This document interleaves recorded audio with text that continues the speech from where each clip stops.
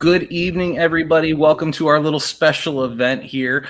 Of course, you know me as Panda. We have Neep and SelfBet here. And gentlemen, tonight we have a night, don't we? Yep. Yes, we do. Absolutely. Special. This is a special night. This is actually going to be our first our first interview that we're putting on the Twitch channel. Besides for having our one live interview that we had with Sam Stackhouse, this is our first interview that we're having with a subscriber only feed. And with no other delay, let's bring in the man of the hour himself, ladies and gentlemen, Mr. Ken Anderson. Ken, how are you, my good man? How are you? Awesome. Thank you guys for having me on. I appreciate you waiting around for me too. I know it's late, but class ran really long tonight. So, as the guy who lives in the Eastern time zone, don't worry about it. It's completely okay. He's over in like the Central time zone, and I don't even know where Neep's at. So it's all good. No problem. No worries at all. Neep? Hello, sir. It's finally good to talk to you. I'm sorry I've been blowing up your TikTok feed lately, but, you know, I got to do what I got to do. I love it, Mike. Thank you. So we're just going to go right into it, and there's a match in particular that I want to talk about. Okay. In Impact, you were able to get into the ring with the Great Muta. Now, I've always wanted to ask you this. How did that feel? As someone that's been around forever, been everywhere, what did that feel like stepping in the ring with him? That was awesome. That's one of my favorite things that I've done in my career, probably. Just the way that it came about. I know management at TNA came to me and said, "Hey, they've asked specifically that you work with him," and it had to be like a specific time too. If you time the match, it was like 18 minutes long from bell to bell, and it had to be 18 minutes bell to bell, not curtain to curtain. You know what I mean? So like, we actually had to do 18 minutes in the ring, and he doesn't speak English and I don't speak Japanese. So we had interpreters and also he's very old school. So we weren't allowed to be seen out in a public area, even backstage together. Okay. So, yeah, it was really interesting, super old school. But once we got in the ring, I didn't know what to expect. But once we got in the ring, it was fun. It was fine. Now, was that it's amazing how it's kind of amazing how beat up he is, right? And when he gets in the ring, he's able to like just shake it off, and he's 10 years younger, 15 years younger. And he's still a phenomenal athlete. Now, with that, was he having that old school conversation back in like the showers, like the wrestlers used to do back in the day, because of him wanting to be so secluded from everybody on that? He had his own dressing room. This was at Universal Studios in Florida, and they had like a special room that he had all to himself. And I remember Abyss was our agent, was our producer. So it was me, Abyss, and Muta, and like his assistant handler, or whatever you want to call him. Okay. So you said there was a bit of a language barrier, but I just rewatched the match the other day, and as soon as the bell rung, it's like you guys have been working together for a bit. So how did you kind of overcome that, or was everything just kind of fine tuned, and once you got in there, it just kind of rolled? I think the things that we needed to talk about, we were able to like plan it out through the interpreters and kind of, walk through it loosely in that room. And then a lot of the other stuff is just, wrestling is sort of a universal language. That's what I tell my students all the time. Except for Mexico, pretty much everything is done a certain way. Okay. Everywhere around the world, and the only difference is that in Mexico things are done on the right side of the body. Here we do things on the left side of the body. So, but even a lot of Mexican wrestling is moving to being like more ambidextrous. Okay. Speaking of Impact, working with a legend like Muta and working with a legend like Kurt Angle, you kind of, like you said, you get in there and there's a language. Your time with Aces and Eights, you had Wes and Garrett right next to you. Is that where you kind of got the feel to start training and showing? Did they come to you for advice? Yeah, I guess so. I just from the time that I got to WWE, I knew that it was something that I wanted to do. I didn't have a place like I'm offering my students now. When I was coming up, a lot of the stuff that I learned was through trial and error, and a lot of error. A lot of wasted movements, and things that I just had to pick up. I had two very, very good trainers, but they didn't know. They'd never made it to the dance, so things are just done differently. There's things that you learn at a WWE level and an Impact level that you don't learn anywhere else. And I just wanted to be able to give back and give people an opportunity to maybe it took me 6 years of trial and error to get signed by the WWE. And my hope was that I'll be able to cut that time in half at least for some of my students. So, yeah. But what also I felt like even when I was at TNA, even when I started out at TNA, I was there from 2009 till 2016. For a lot of that time, I didn't really feel like I had done enough in the business, like I had accomplished enough, that I knew enough. I always felt like, I should probably learn a little bit more. And then it was finally Davari that said, dude, let's open a wrestling school. It was something that I always wanted to do, something that he wanted to do, and we put our heads together. And really, I mean, we don't have a facility like the Performance Center, but that was sort of the idea that, it would be a one-stop shop, that you'd be able to get everything, like a wrestling university, if you will. Yeah, and to have people like Tiffany Stratton and Dante and Darius Martin and all the talent that you've been having come through the academy is very much already different than so many other wrestling schools that you see, because you can see that accelerator going already through with them getting those calls and those opportunities throughout pro wrestling, not even just with WWE. Like I saw that you mentioned Rampage Santana in one of your more recent interviews with Chris Van Vliet. I went and started checking out his work because of that, and that man is fantastic. You were exactly right. He is spot on. Even as a fan, just watching his work, the dude is fantastic to watch work. I kind of felt bad when I said that, because I feel like I have so many other students who are doing so well, and I wish I would have named. There's a ton more that that are just.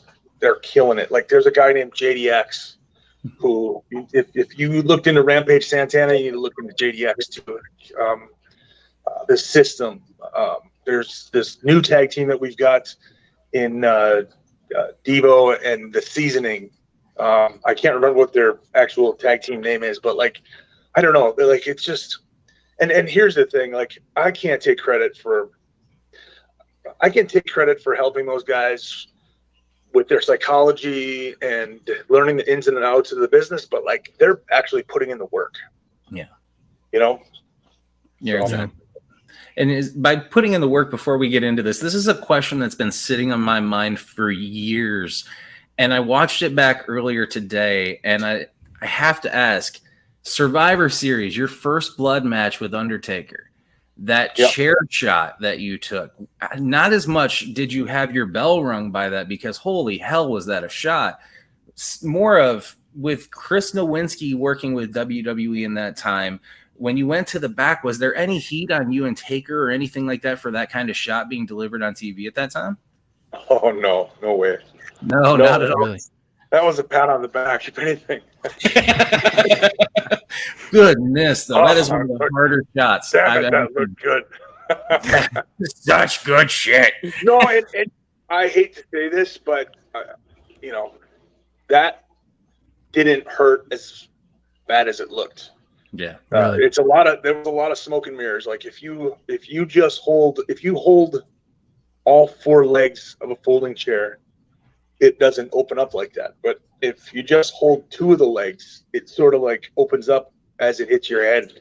It was just, it looked, and here's the thing that people don't realize. A lot of times the hardcore matches are the easiest. They're my favorite ones to do because they're so they hurt the least. To be honest, the stuff that cookie sheets, they don't really hurt.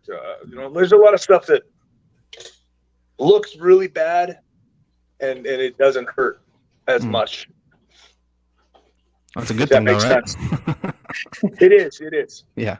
But I'll tell you what, like, one of the best things that ever happened to me in my career, and probably one of the worst things too at the same time, thinking about the concussion thing, was I worked Batista at the Great American Bash. It was my first, I think it was my second pay-per-view that I'd ever worked, but it was like my first opportunity to work in a guy like with the stature of Batista.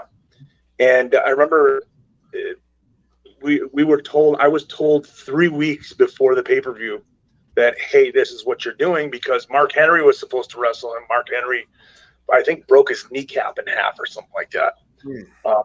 And Vince came up to me and he's like, you're working Batista at the Great American Bash. You ready? And I was like, yes, I am. Can I swear on here, by the way? Like, absolutely. Go for it. Yeah, I just want to make sure. Swear all fuck yeah, I'm ready. Fuck yeah, I'm ready. And, so we only had a very short build. And then I kind of thought that I wasn't at that level at the time yet. I certainly planned on being there, but I just thought it's kind of going to be like a squash match, or there's a potential that it might be a squash match. And I remember getting to the building, and Arn was our producer, and Arn said, like, we started laying out, he goes, and I said, what's the, is this like a 50-50 thing? He goes, yep, it's an athletic competition. We want it to be competitive. So it was a back and forth. And I remember asking, hey, do you think it would be appropriate for me to get some color, get some blood, because of the situation? Batista was coming back off an injury. Mark had injured him. Here he was like, he thought he was going to get his hands on Mark, and then Mark wasn't going to wrestle him. So he was going to take all of his aggression and frustration on me, which made sense because the finish was going to be that he loses his cool and he doesn't relinquish the 5 count in the corner and he gets disqualified. And I remember, I think it was Taker versus the Great Khali in the Punjabi prison match. And that was supposed to be a little bloody. And they just said, like, no, it's usually like 1 to a card, if that. And they were like, no, that's happening later. So early on in the match, I remember we rolled out of the ring and he rammed my head into the steps. And I remember, like, I actually accidentally, I put my hands up and I missed. And like I split the uprights, if you will. And I remember coming up and going, like, I'm bleeding for sure. And I rolled in the ring and Batista's like, oh my God, are you okay? And like, as he's punching me in the corner, he's like, oh, are you okay? I was like, yeah, I'm fine. And I bled. I got a good crimson mask going throughout that match. And then at the end, when he loses his shit, he's supposed to, he gets disqualified because he won't relinquish that 5 count. And then he just loses it. And he was supposed to post me 3 times. And then he was supposed to come out, give me 3 spine busters and then a power bomb. And on that very first post, he went to run me in, and I'm already going for him. And I was just, I don't know, excitement, whatever. He's a very large man and very strong individual. And I just remember not going so fast towards that post that I wasn't able to, like, go to the left and miss it with my head. And my head hit so hard. If you watch that match, and I just started just pouring blood. And he pulled me out and he goes, oh my God, are you okay? He already feels bad because of the first one. That wasn't his fault. And now he feels even worse. And he was like, you want to keep going? And I was like, yes, I do. And we spine buster. And then he gave me a power bomb. Kind of slipped off him. It didn't look great. But I remember coming through the curtain and Vince was like, yes. Awesome. And it was sort of like I said before, a pat on the back. And the fact that I kept going and I didn't give up, but I didn't call it in or throw in the towel. But I don't think there's anybody in the business who would have thrown in the towel at that point. Right. Yeah. Right. Sorry, that's You, kind of a long story. No, you're no. fine. No, that was great. Completely yours. Yeah, that was great. We don't care if this goes over at all. Nope. Nope. I'm cool too. So You talk about Batista in your second pay-per-view. When I first saw you, it was No Mercy 2005. And what really caught my eye with you is you had won your match, and then there was a backstage segment with Booker T and Sharmell. And you walk in, and you're proud and cocky and happy you won. And your last words were, winner, loser. I was like, this guy is hilarious. I love it. It's just that charisma. Have you always had that natural just charisma of the room and drawing the room towards you? yeah, I mean, I was a class clown in school. I really was. And like looking back on it, I'm kind of embarrassed by like just thinking some of the stuff that I did in high school. But yeah, I was always trying to entertain people. I'd be telling jokes at parties and stuff like that. At some point, like I did a lot of impersonations. I did an impersonation of the school bully. I did an impersonation of the school assistant principal, who was the disciplinarian. So I like would do an impersonation of them together, having a conversation, going deer hunting. Like, I remember being in our conversations earlier I was telling you guys about. We got a guy that works here that all he does is voice impressions. Yeah. I think that's what I wanted to do. I remember the first time I saw the first movie that I ever went to that I remember was E.T. And I remember asking my mom, like, how do I do that? I want to be an actor. And I remember, at the time she was like, you can't, it's impossible. You have to know the right people and stuff. But I was always drawn to entertaining people. And then at some point, I think it was in 8th grade, I got in trouble. And my one of my teachers proposed to the principal, instead of, I don't remember what the punishment was going to be, but instead of punishing him, let me take him, and he can play the lead in the school play. So I remember I auditioned for the lead, and I got it, which meant I had to like sing 8 solos. But it was right then and there that I knew, like, this is what I want to do. And so I was in forensics, like play acting. I don't know if you guys are familiar with forensics, but it was like, there's speech, there's debate, there's solo acting, there's play acting. And I did play acting 3 years, gold medaled all 3 years at state. So yeah, this is just, and when I got into the business, I gravitated towards like rock and Austin. And I always wanted to make sure that I honed in on my mic skills and stuff like that. I loved doing backstage interviews, and whenever a promoter would hand me a microphone, I would try to make the most out of it. Yeah. And you mentioned going to see E.T. and saying, I want to be an actor, I want to do this. Mm-hmm. You were in Behind Enemy Lines, the third one.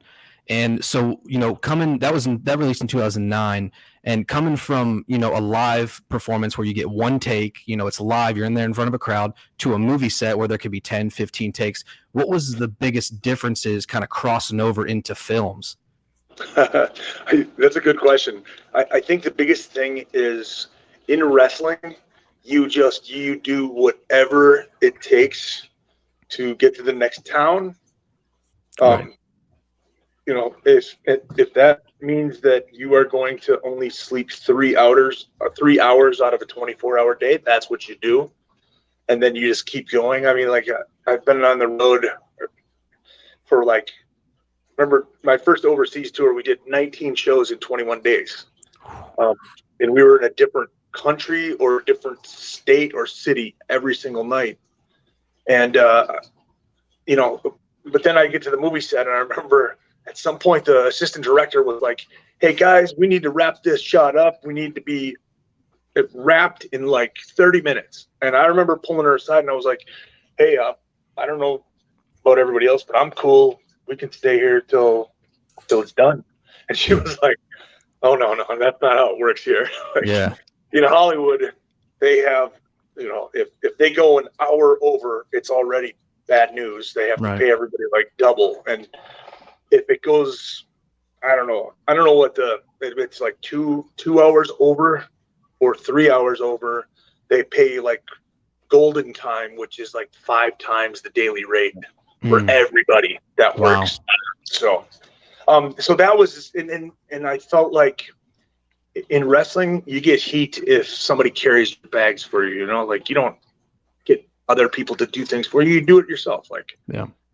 And there I felt like people were just waiting on us hand and foot. And it was a relatively small budget movie. It was a $10 million budget. It was a small set, but like everybody was just, you get your own trailer, somebody coming and knocking, can I get you anything? Like, no, I'm good.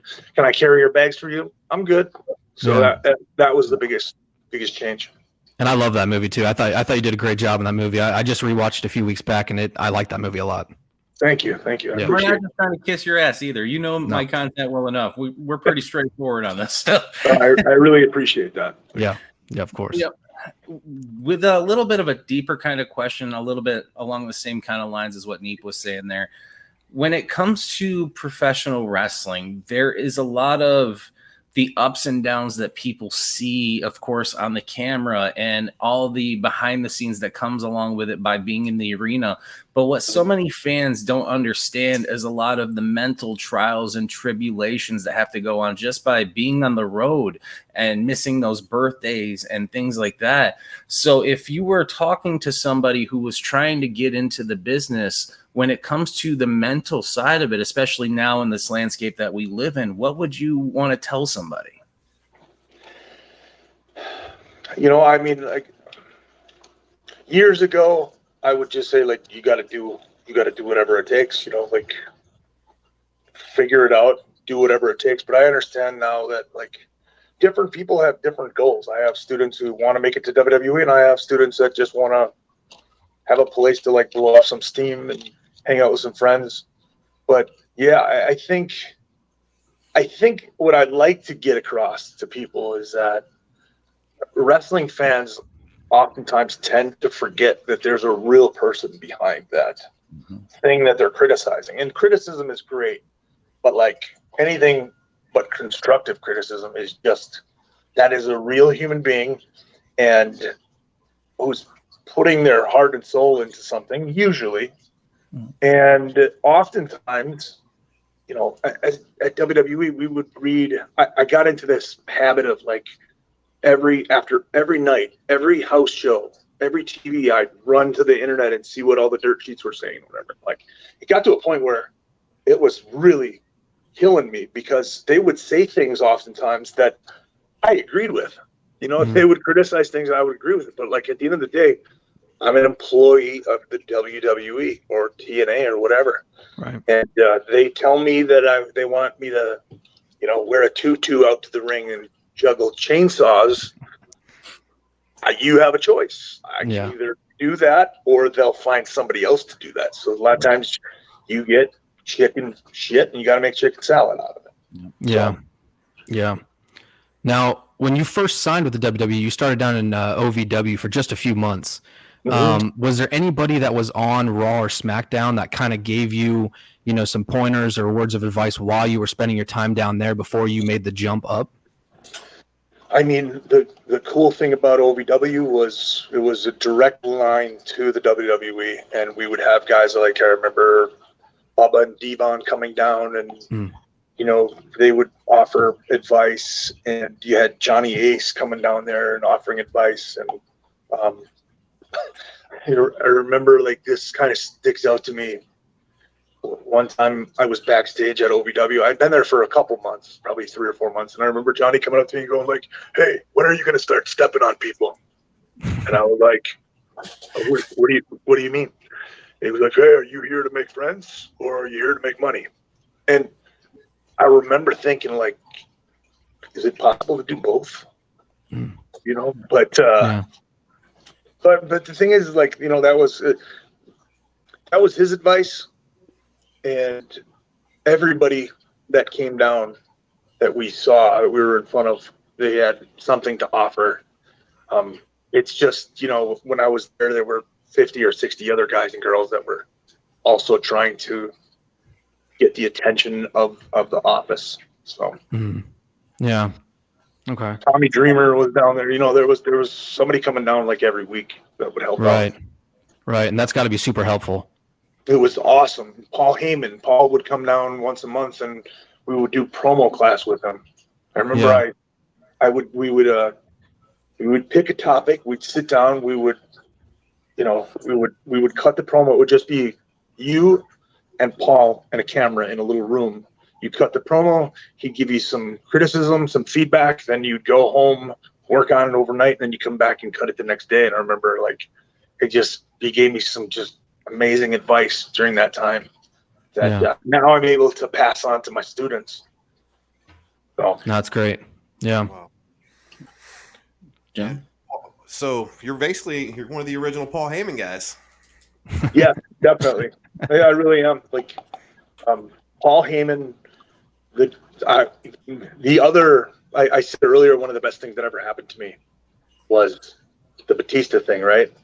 The other best thing that's ever happened to me in my career was, and I say this, I'm joking when I say it in the sense that I'm not happy that it occurred, but it turned out to have a positive effect for me, was when Jim Cornette paintbrushed Santino Marella backstage. I don't know if you guys saw the Chris Van Vliet interview, but honestly, I was standing right there when it happened, and Paul Heyman came in. They fired Jim. Paul Heyman came in for the very next TV taping, and he pulled me into the room and said, "You're the next guy out of here. I'm going to do so much stuff with you every week on TV. You're going to get called up." And 5 weeks later, I was on TV making my debut against Funaki. Yeah. Wow. He did that Paul Heyman annoying until they listen, and they listen, right? Yeah, but it happened relatively quickly. I remember that first night that he came down. If OVW programming was an hour long, I believe, and I was on that show for at least 30 minutes that night. I had 30 minutes out of a 1 hour show with backstage interviews, and I had a really long match. That was the first time that I hit the Mr. Anderson. And I remember coming back. I had this it was a 20-minute match for TV, maybe more, maybe 25. And I came back through the curtain and everybody was like, "That was awesome when you said your last name twice." And nothing about the wrestling, nothing about our match, but that was the thing that stuck. And I've always said that when you're at OVW, when you're in the business, if you can pop the boys, it's got to work, because we've seen everything, Yeah. So, Neep, I apologize for this one because I'm going to kind of piggyback something you and I were talking about earlier and combine it with my question we were talking off air. With all the travels that you've had, I want to ask about two gentlemen that don't really get as much credit as they should, and just kind of get your perspective of them. One, Muhammad Hassan, and the other, Umaga. Muhammad Hassan, I think the thing about Muhammad was he didn't come up in the business, right? I can't remember what he did before he got to OVW, but it wasn't like he spent years doing independent shows or anything like that. And he just so happened to be in the right place at the right time. And thankfully, my best friend in the business happened to speak Farsi. And they were looking for somebody to, I remember Dr. Tom calling Dabari and saying, "Do you speak Arabic?" And he was like, "I speak Farsi." And he's like, "Do a little for me." And he did it. And he was like, "Let me call you back." And then I remember I was in Target. I was visiting my girlfriend at the time, worked there. And Dabari called me up and he was like, "Hey man, I just wanted to call you and let you know you're the first person I'm calling, but Dr. Tom just called me. They offered me a contract." And I was so happy. And I remember I went over and I told my ex, they signed Dabari. And she was like, "Are you okay?" And I was like, "What do you mean?" And she's like, well, I know that, like, you really want to get there, and he got there first. I was like, yes, I'm okay. My fucking best friend just got his dream job. Yes, I'm okay. Yeah. And right then I knew that she wasn't going to be the right one, But yeah, I think Muhammad Hassan was really good. I know, he had some interesting like backstage interactions that didn't go so well, and then for whatever reason, he just happened to be in the wrong place at the wrong time when WWE decided to do the day. I think it was the day of the London bombing, right? The subway bomb. Yeah. Yep. Same day. And then I believe the network said, we don't ever want to see that guy again. We don't want to see him repackaged. We don't want to see him at all. So that was unfortunate. But and then the other guy, Umaga, man, when I was doing independence and I would go in and do extra work for WWE, Umaga, Rosie, and Jamal, 3-minute warning, were like, I remember reading on the dirt sheets every week that like whoever they worked that was an independent wrestler that was extra got their fucking shoulder destroyed or whatever, like they got dropped on their head or whatever. They were basically the story going around was like they beat guys up. They were took liberties with local guys. Yeah. And so I remember getting booked on a show in Milwaukee. I think it was a Raw taping, and Sergeant Slaughter used to come around with the sheet, and he would have like Funaki versus blank, Scotty Tuhati versus blank, Rosie and Jamal versus blank. And I remember he came up to me and he was like, who should I put here? And I was like, you can put me there. And he was like, who's your partner going to be? And then I pointed at my friend, Dino Bambino. And so he goes, all right, go find him. So-and-so's, I don't remember who our producer was. I think it was Arn. For some reason, I always had Arn as a producer, which I absolutely loved. Yeah, it's a good producer to have. Yeah, really good. And so we, I think a problem that a lot of people run into when they go and do extra work is they think that this is their time to shine. This is their time to get their shit in and do their stuff, and they're going to get recognized. And really, the job is to make the WWE talent look as good as possible. If they ask you for a suggestion or something that you could possibly do, then it's appropriate to chime in. But for the most part, what would you like me to do, sir or ma'am? That's it. Right. And that's what I did. And I remember thinking, okay, here we go. And, talking to Dino backstage, and we were like, well, it's been nice knowing you. Got you on the other side. And we went out, and even their chops were light because we sold for them. I think because they knew that we were there to make them look good, that they didn't have to take liberties with us. Yeah. They didn't have to beat us up for real. And everything was so, it was great. And then when I got a chance to work with Eki and know Eki, he was one of the group.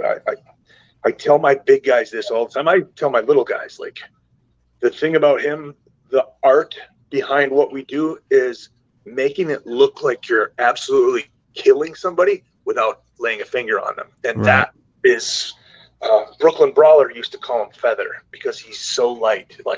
He didn't touch you. Yeah. And everything that he did looked pretty devastating and it really, really hurt, and it didn't. Yeah. You talk about in OVW with Paul Heyman and then going to the roster and Arn Anderson being your producer. Did you still seek those two guys out for advice, or were there other people, legends, that you went to and asked questions just to make sure that you were going down the right path? Yeah, that's a good question too, because I think early on when I first got to WWE, I just, I wanted to be liked. I really genuinely did want to continue to get better. And I think at the time, I was actually seeking out too much information and too much advice from too many people. And the problem that you run into there is like, you know, if I've asked Shawn Michaels what he thinks, and he gives me this very specific piece of advice, and then I ask Triple H his opinion, and he gives me a different piece of advice about the same thing. Well, now I have to make a decision, like which one of these two am I going to follow? Yeah. And then when you don't follow the advice of one, you run the risk of like that person sitting backstage going, huh, okay. Yeah. I see. You know, like he doesn't want to listen to me. Okay. But yeah, I think the beautiful thing about WWE when I was there was there were so many different people that I was able to sort of, you know, Chris Benoit was a guy that really helped me out. He helped MVP out a lot. Undertaker like took me under his wing. Batista took me under his wing. But then having those agents like Arn and Fit Finlay, Yeah. Ricky Steamboat. I mean, Yeah. you never had a shortage of good ideas. You know, if Yeah. you were stuck on something, like I go talk to Arn, like, what can I do here? And Yeah. I remember when I was first doing, like, for the 4 or 5 years that I was doing extra work. A good portion of that, Arn was getting in the ring and working with Shelton and Charlie Haas every day. Every single taping, they would get in the ring and they would just roll around for like 2 hours, and Arn would show them interesting tag stuff to do. Like, Yeah. what's old is new again. Right. And you mentioned Finlay. Finlay was in the triple threat with you and Lashley when you ended up, winning the United States Championship. What did that feel like after, a few months in OVW, you finally get up to, SmackDown and to finally get your first title? What did that moment feel like to you? It felt good, but to be honest with you, like, and this is a kind of a regret that I have in my career, like, it was just another job at that point, like to a degree. It wasn't like I understood, like, this is a prop. It's not real. Right. I mean, it's real in the sense that the company thinks highly enough of you that they're willing to put those things on you. But like, so, I mean, it was great, but I wish I would have, like, there's times where I would get paired up. Like, I'd go in and I'm working Flair. And then, like, it finally hit me a couple of years ago. Like, I worked Ric Flair. I worked with Shawn Michaels. Like, at the time, it was just, this is my job. This is what I'm going to do. It's weird. Yeah. Yeah. Well, I'm gonna go ahead. There's a spot I've always wanted to ask you about. So, WrestleMania ladder match. You're at the top of the ladder, and up comes Hornswoggle. Yeah. Put him on your shoulders, and you hit him with the old Green Bay plunge. Yeah. So, whose idea was that, and just how did that all come about? Because I've always just loved that spot. I thought it was great. It was actually Hornswoggle's idea. I knew it had to have been. Thank you, Dylan. Yeah, thank you, buddy. Like, he gave me a WrestleMania moment, like. Yeah. And yeah, it was his idea. I remember they wanted something to happen between us. And he was like, hey, I see him doing this, and he's looking up at the ladder. Do you think you could get me up there and do the thing? And I was like, I don't know.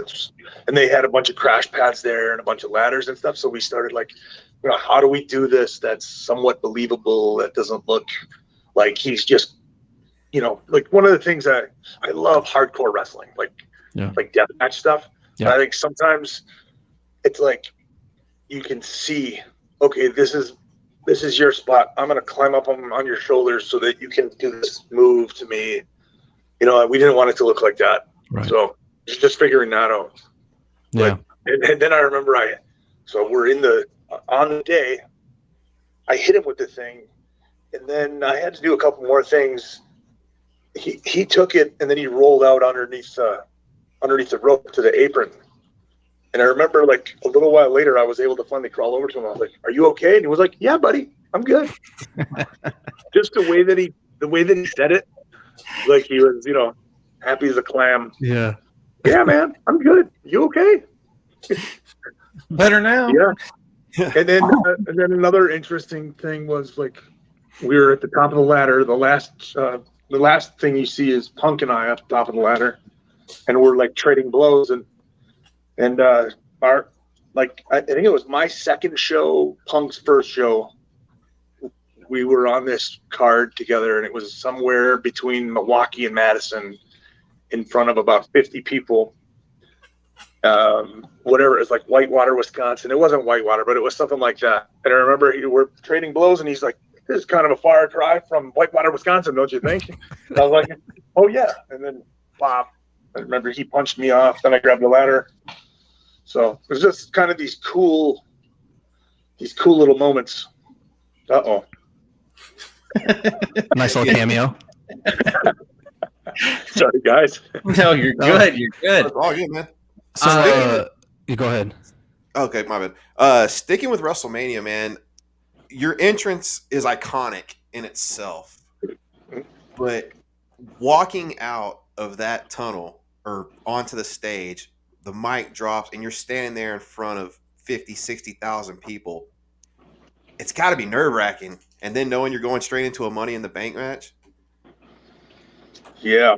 And then, like, you know, I tried throughout my career to not get too excited about things, because remember my trainers early on saying, like, don't get too excited about things because people will always promise you stuff and it won't happen. So they were like, you know, believe none of what you hear and half of what you see in the business. But yeah, in that moment, I finally step out onto the stage, and it was cool. But I remember thinking, it just looks like it didn't look like 83,000 people. It just looked like a packed 10,000 seat arena or 20,000 seat arena. Yeah. Seriously, it was strange. And it wasn't until after the match we went up into the boxes. So I got showered up. I went up into the luxury boxes. That was where they had all the families. And then I looked down and saw this giant sea of people in this little tiny ring in the center of it. I was like, huh. I just did that. You know? Yeah. Shout out to Detroit. Yeah. Now, you bring up the Money in the Bank match in WrestleMania and the United States Championship win, and even let's say the TNA World Heavyweight Championship. Was there a moment where you didn't think it was the job, and you might have had a moment where you're like, "Man, I made it"? Did you have that awakening type of moment, or that flashlight come on, or that light bulb come on, or no? No, I don't think so. I knew that the Money in the Bank thing was probably the most relevant. I just remember, like, I'm on my way, but don't get excited because all this can go away, and try not to get too cocky. And I got too cocky. That was the whole gimmick, though, for one. Yeah, but it's funny because, like, at the time, it's hard to, at some point, I felt that Ken Kennedy, everybody needed to hear what Ken Kennedy thought about XYZ. Sure. And they actually didn't need to hear it from me. So we had talked a little bit off camera before you hopped in here, and we were talking about your kind of storyline with Sting in Impact, and you coming out dressed as Sting and all that other kind of stuff. What was, like my question earlier with Muta and stuff, what was working with Sting like? Because that's another guy who's just been everywhere, part of multiple generations and everything in between. What was working like with Sting like? It was great. I remember we got paired up and we were talking backstage, and we were friendly with each other up until that point, but we never really talked because we weren't in programs together. But I remember he said, "Hey man, I'm open to doing anything. Honestly, like if you have an idea of something that we can do that's creative, fun, whatever, I'm open to do it." And I just thought that was so cool. Yeah. That and so then I remember when I was auditioning or doing enhancement work for TNA. At the time, when they first started doing their pay-per-views down in Nashville, they did weekly pay-per-views on Wednesday nights, I believe. Yep. It was like Wednesday night with the Asylum. It's like $5 or $10 per pay-per-view, if I'm not mistaken. It's like some $7.99. If I'm not mistaken, I think you're like right in the middle. Yeah. And I remember I went out to work. I had the bleach blonde hair at the time, and I came back and Road Dogg was there, BG, and he was like, "You remind me of a young Sting." And he said some other stuff, and I would always get that comparison, like, "You remind me of a young Sting." And so when they paired us up, I was like, "Hey man, what if I dressed up like you?" And he goes, "Yeah, I like that idea." And he goes, "I actually have a bunch of my old outfits, and I'll just bring them in and see if they fit." And they were loose on me because he's a little bigger than I am, but like they worked. So here I was wearing, I think we did it like 4 times, and I'm wearing Sting's actual gear that he wore back in the day. And I think the best part, my favorite part about everything, was he did my makeup every day. So really, wow, it's like a surreal, like, how the fuck did I get here kind of moment. Yeah, I'm sure. Just like I had that moment when I was standing in the ring. I believe it was Oklahoma City. I'm terrible with like dates and, well, I'm terrible with remembering things really.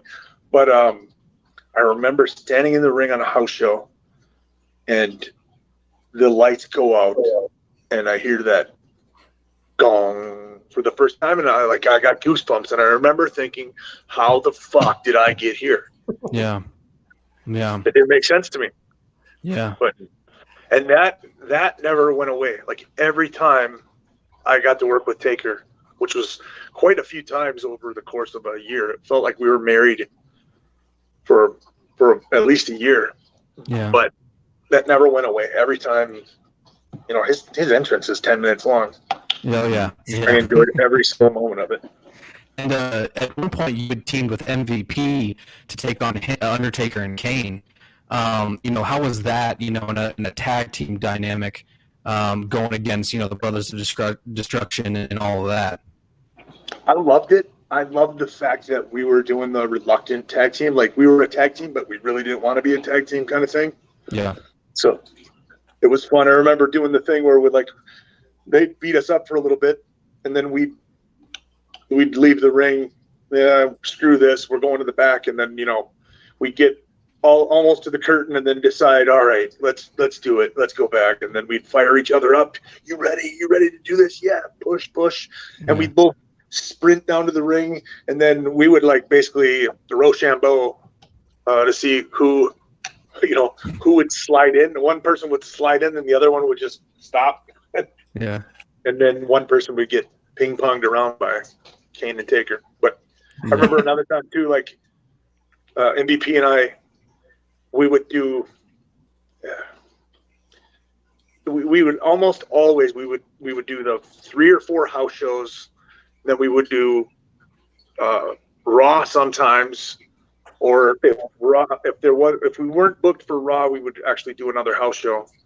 And then SmackDown, we would sometimes have a bunch of segments on SmackDown, and then we got paired up with Undertaker and Kane in the main event dark match. So it was the last match that people see, especially if something happened that was like a downer at the end of the night. You want to send the crowd home happy. So It would be Kane and Taker versus MVP and I. And one at the end, they would always do the stereo.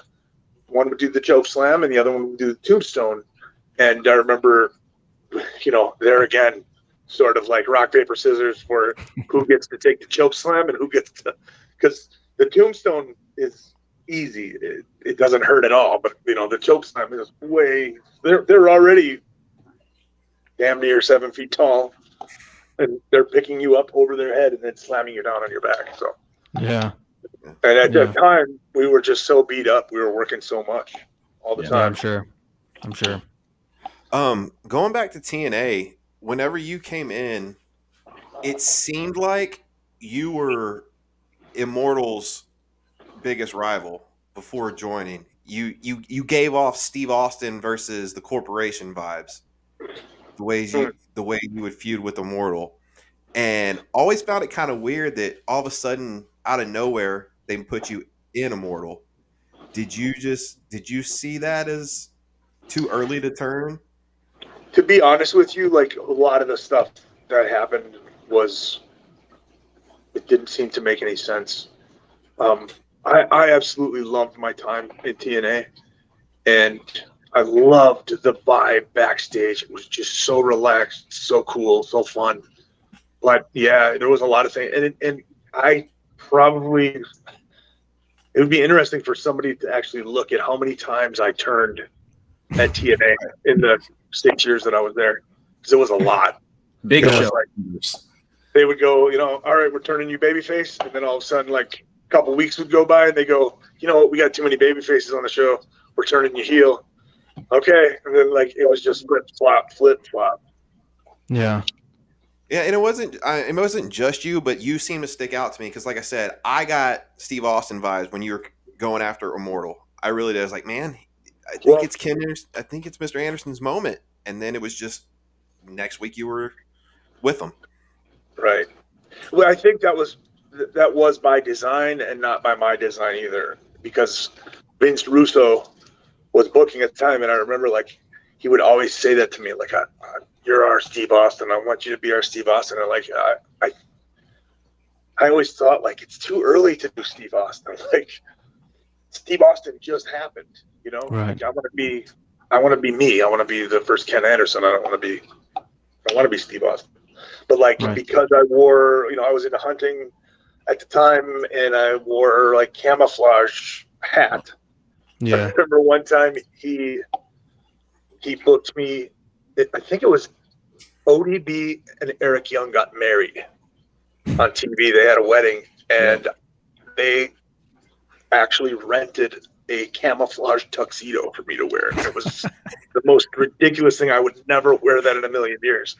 And I'm okay with doing things that I would never do in my real life in a million years to tell the right story. But I just felt like it was too copycatty, Yeah. I get that. The fact that me and Vince Russo had the same thoughts really, really troubles me. I apologize. I didn't mean it. No, I love Vince Russo. I really do. Like he was always really good to me. I know that, he gets a lot of heat for his creativity sometimes, but I gotta say that I think wrestling writers, writing for a wrestling company, especially a company like WWE or Impact, is one of the hardest jobs in the world, because you look at a normal television show that is, a sitcom's 22 minutes long. There's 24 episodes in a season. Mm-hmm. You get to write those, and then you take this big hiatus or whatever, and you're done for a while. Wrestling is 52 weeks a year, and you have to keep, and you got like WWE, there's SmackDown, there's Raw, there's online content that they have to write. There's all kinds of like extra stuff that they have to do. And they're just constantly, they do something, you tape a TV, and then, all right, what are we doing next week? It's like they don't get the day off.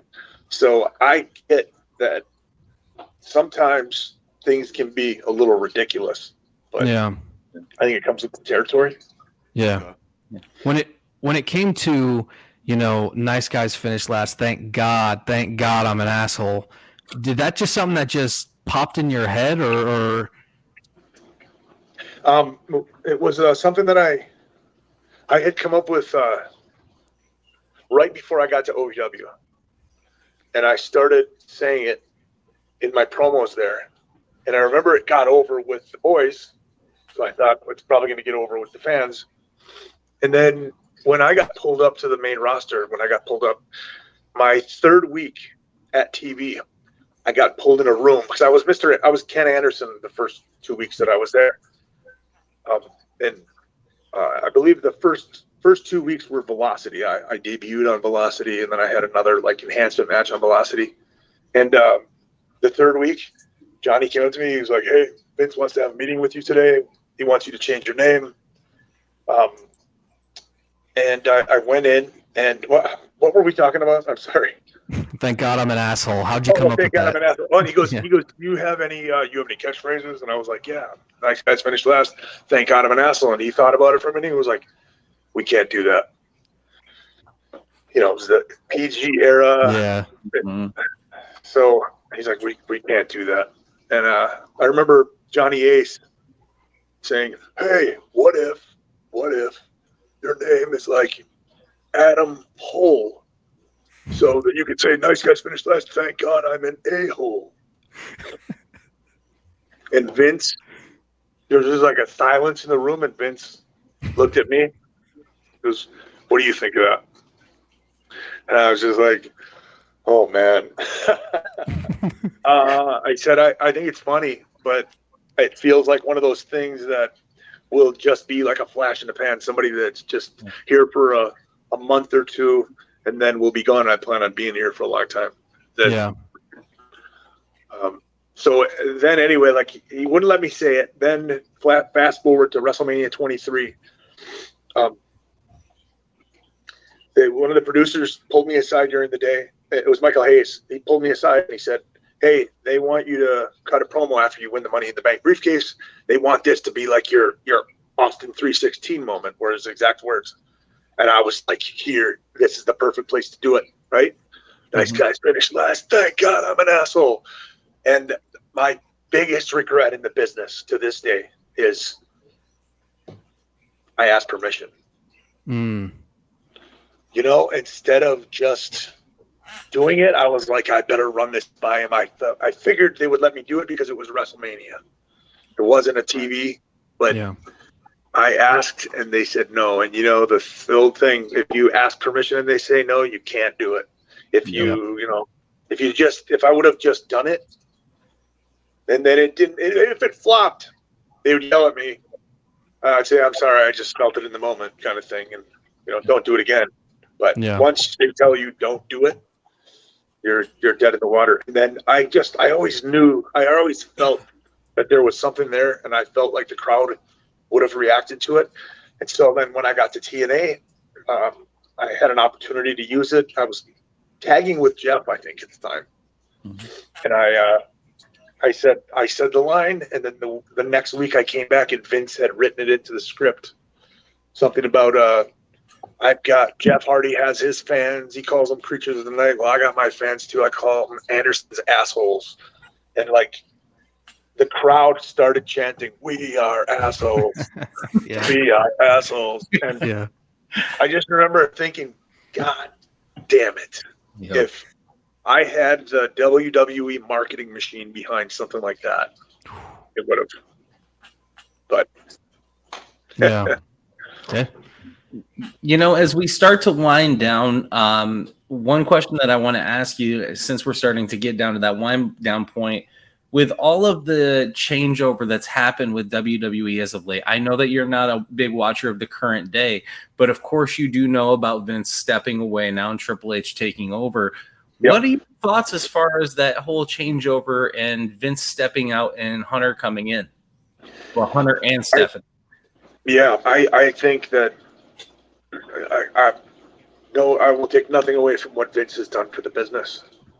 He's changed it, but like, I think this is the best thing, Matt. Vince is, an elderly man who he's just been focused solely on wrestling for like the last 40 years. That's all he does. That's all he does. That's all he's ever done. He doesn't understand pop culture. Remember hearing a story right after I left that People Magazine did a top 50 reality show stars, and The Miz was like number 10 or something like that. And I remember they said somebody brought it, and he was like, he read the article, and he was like, "What is the real world?" Like, he didn't know. Yeah. He doesn't know stuff like that. Right. So, yeah, I think it's the best thing, honestly, and I think that you've already seen some major changes that make it. This business should be fun. It's not a bad gig. Yeah. It should be fun at the end of the day. And I think with just some of the changes that have occurred. The guys being able to have their Twitch channels again, like little stuff like that makes people happy. Yeah. They feel like they're important. They feel like they matter. I think it's great. I think things have. I've heard that things are considerably have a better feel backstage now that it's Triple H and Stephanie. Yeah. So. Yeah. So with that wind down, like I was saying, first of all, I want to, on behalf of Neep and behalf of John, thank you for taking the time with us. Massively appreciate you for doing that. Yes, thank you. The way that I've always ended our podcast in the past is I always let the guests take the last couple moments, say whatever message you would like to say to the world. If you want to promote the Academy, if you want to promote whatever it may be, the floor is entirely yours. And we thank you so much for being here with us, Ken. No, I want to thank you guys first and foremost. Like, I appreciate you taking the time. I appreciate you guys waiting up for me. It's 2:00 where you guys are right now. I know after 2:00 in the morning. But hey, if you're interested in becoming a professional wrestler, we've got a great thing going on at the Academy. We train at a boxing gym. We've got a portion of a huge, 6,000 square foot facility. You have access to a full weight room and the ring, and we try to bring as many people through as we can. To we have guest instructors from time to time, and we just try to hey, if you want to come and learn and you want to spend 10 hours a day at the Academy, we're open from 6 p.m. until. Sometimes I'm there until 2:00 in the morning. Not every night, but there are a lot of nights that I'm there. And I figure if we have the space and people want to learn and they're being productive, let's do it. But I'm always available to my students, and check us out. You can visit our website. It's the Academy SOPW.com. And otherwise you can reach me at Twitter, Facebook. I think my Twitter is at Mr. MR Ken Anderson, and my Instagram is Mr. spelled out MISTER Ken Anderson. Drop me a line. You can also, if you're interested in checking out the school, you can text us. Please text us at 507-722-2776. Sir, thank you so much. I massively appreciate you. We got to have you back on for interview part 2, because I'm still thinking of 30 more questions that I still want to ask you. And I know there was other questions that these guys were thinking off air for you. So Absolutely. I'm all yours whenever you want to do it, guys. We appreciate it. Honor. Thank you so much, sir. Thank you. You guys, good luck with everything that you're doing. Thank you for being so cool and so kind to the business that I love, and not just being negative people like you guys. I love your content. Good luck with everything. Thank you so much, sir. Massively appreciate it. Thank you. Thank you all for tuning in. Mr. Anderson got to hang out with us all night. Something me and Neep never thought was going to happen. I don't know about Mr. Moneybags John, but here we are. So thank you so much for hanging out with everybody. Hope you all enjoyed the show, and we will be on with another guest here very soon.